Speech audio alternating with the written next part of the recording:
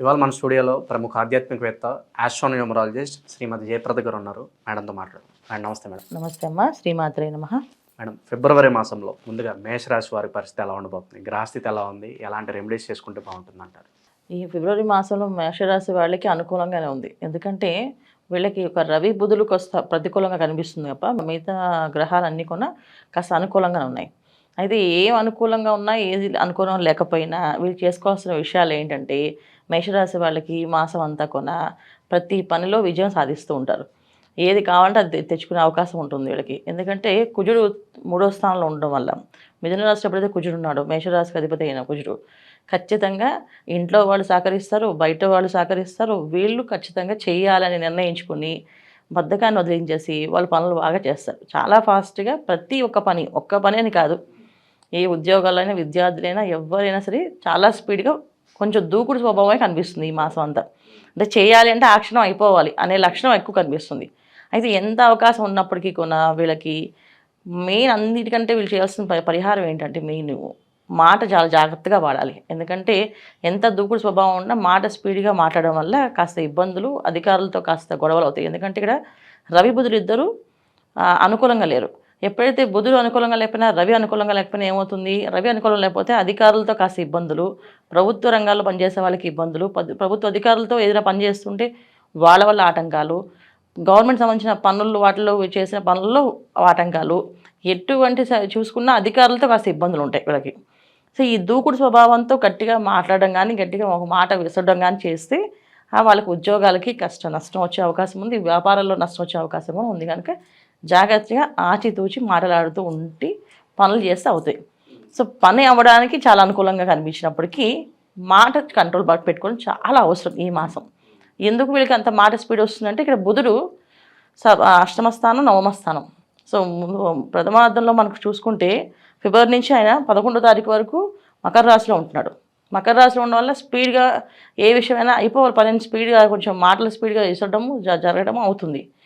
ఎప్పుడైతే మళ్ళీ మా కుంభంలోకి వెళ్తారో అక్కడ కూడా అంతే. ఎందుకంటే ఇక్కడ బుధ ఏ రాశిలో ఉంటున్నారు? మకర రాశి, కుంభరాశి. అంటే కుంభరాశి, మకర రాశి ఏంటి? శని భగవాన్ అధిపతి. ఏ పనైనా క్రమశిక్షణ లేకపోతే ఆయన ఒప్పుకోడు.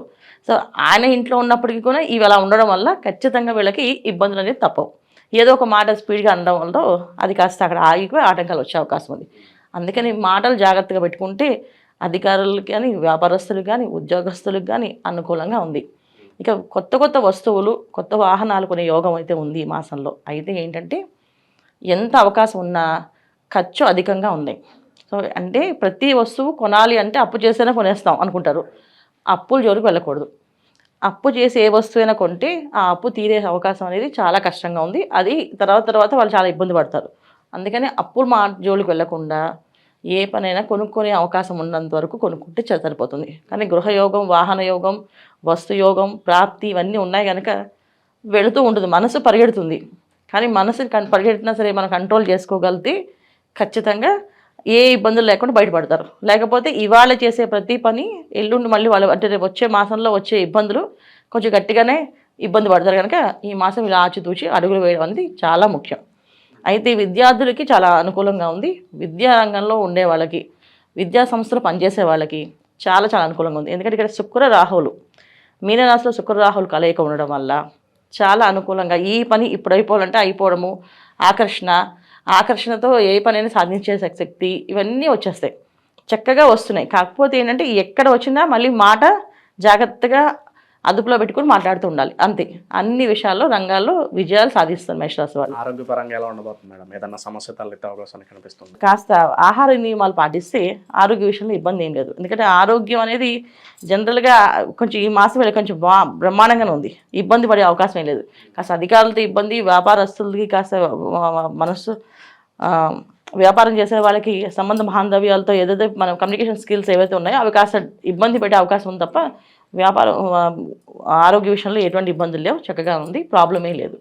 అయితే ఏంటంటే ఎప్పటికీ ఎలా ఉన్నప్పటికీ కొన్నా ఇక్కడ శుక్ర రాహులు కలిసి ఉండడం వల్ల ఏదో ఒక వ్యామోహంలో పడి ఉన్నది పాడు చేసుకుంటూ ఉంటాం. అంటే రేపు వస్తుంది అనుకుని ఉన్నది ఖర్చు పెట్టడం కానీ, రేపు తీసుకుందామని అని చెప్పేసి అప్పు చేసి కొనడం కానీ ఇలాంటివి ఎక్కువగా వెళ్తుంటాయి. కనుక దానికి కంట్రోల్ చేసుకుంటే చాలు ఈ మాసం.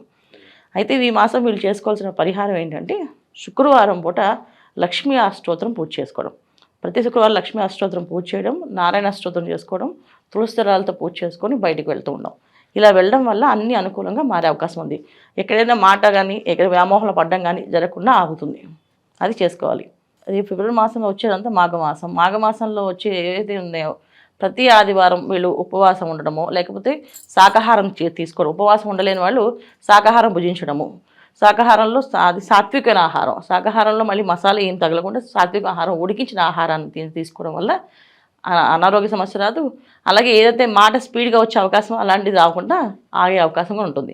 సో ఇవన్నీ కూడా వీళ్ళు ప్రతి ఆదివారం చేసుకుంటే పరిహారాలు చాలా చక్కగా ఫిబ్రవరి మాసం మేషరాశి వాళ్ళకి చాలా అనుకూలంగా ఉంది. సో ద్వాదశ రాశిలో అందరూ కూడా ఏంటంటే ఫిబ్రవరి మాసం అనేది చాలా అనుకూలమైన మాసం. ఎందుకంటే రవి మాసం, రవి భగవానుడు మకర రాశిలో రావడము అనేది ఒక విశేషం. సో అక్కడి నుంచి మనం తర్వాత పుష్యమాసం అయిపోయిన తర్వాత వచ్చేది మాఘమాసం. ఈ మాఘమాసంలో ప్రతి ఒక్క కార్యక్రమము 10ంతల ఫలితం వస్తుంది. చిన్న పరిహారమైనా అది పెద్ద పరిహారం కింద పెద్ద ఫలితం కింద వస్తుంది. ఒక చిన్న దీపదానం చేస్తాము, ఆ దానం అనేది 10ంతలుగా మనకు లాభం అవుతుంది. అంటే ఇంట్లో చీకటి అనేది ఉండదు. దీపదానం అంటే ఏంటి? దీపాలు దానం చేస్తే దీపం వస్తున్నారు కాదు, మన ఇంట్లో ఏ రోజు చీకటి కోణం అనేది ఉండదు, చీకటిగా ఉండరు. అంటే చీకటి కోణము అంటే ఏంటంటే చెడు పనులు చేయడం కానీ, చెడు వ్యవహారాలకు వెళ్ళడం కానీ, వ్యసనాలకి బలివ్వడం కానీ జరగదు అని అర్థం. సో దీపదానం.